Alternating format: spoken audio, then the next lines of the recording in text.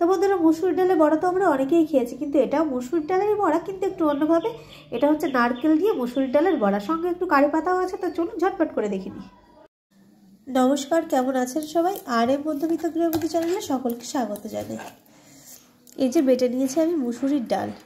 তো মুসুরির ডালটা ভেতরে কিন্তু একটু আস্তে আস্তে আছে। আর নিয়ে নিয়েছি নারকেল। আজকে বানাবো নারকেল দিয়ে মুসুরির ডালের বড়া।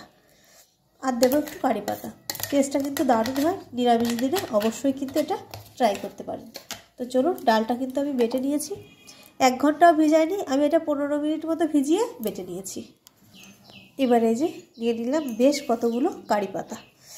এগুলো না দিলে কিন্তু টেস্টটা একদমই আসবে না, যেহেতু নিরামিষ বড়াটা হবে তাই জন্যে। তো চলুন এগুলো এবার একসঙ্গে মেখে নিই। দিয়ে দেব হলুদ,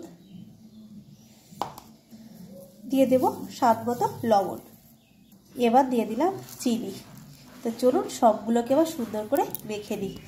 এত টেস্টি হয় না। আর এটা কিন্তু বেশিক্ষণ ওই যে বললাম ভেজানোর দরকার নেই, ওই 15 মিনিট মতো ভিজিয়ে দিলেই হবে। মাঝখানে কিন্তু এরকম দেখতে পাচ্ছেন একটু গোটা গোটা আছে, তবে কিন্তু সুন্দর টেস্টটা হবে। চলুন এবার সুন্দর করে মেখে নিই। আর এই যে কারি পাতাটা দেওয়ার কিন্তু এর টেস্টটা 1000 গুণ বেড়ে যায়। আর ডালটা বাটার সময় কিন্তু একটু জল ব্যবহার করা যাবে না, আর এটা মাখার সময় কিন্তু একটুও জল দেওয়া যাবে না। এই যে দেখতেই পাচ্ছেন এরকম কিন্তু বাইন্ডিংটা সুন্দরভাবেই হয়ে যাবে, যেহেতু নারকেল আছে। এই যে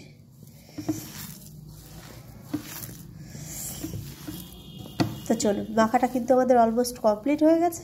এবার চলুন ভেজে নেওয়ার পালা। কড়াইতে তেল দিয়ে দিয়েছি, দেখতেই পাচ্ছেন। এবার এই যে বড়াগুলো কিন্তু সুন্দর করে এবার ভেজে নেব। শেপটা আপনাদের ইচ্ছা মতো দিতে পারেন। আমি একটু এই যে চ্যাপটা করে দিলাম, আপনারা চাইলে গোল গোল করেও দিতে পারেন। তো চলুন আঁচটা একটু মিডিয়ামে রেখে এগুলোকে ভেজে নেব। তো বন্ধুরা, গরম গরম একদম পরিবেশন করতে হবে। অসাধারণ টেস্ট, দেখতেই পাচ্ছেন। ডালগুলো ওই যে বলেছিলাম একটু আস্তে আস্তে থাকলে টেস্টটা ভালো হবে। এই যে একটু আস্তে আস্তে আছে, খেতে কিন্তু অসাধারণ।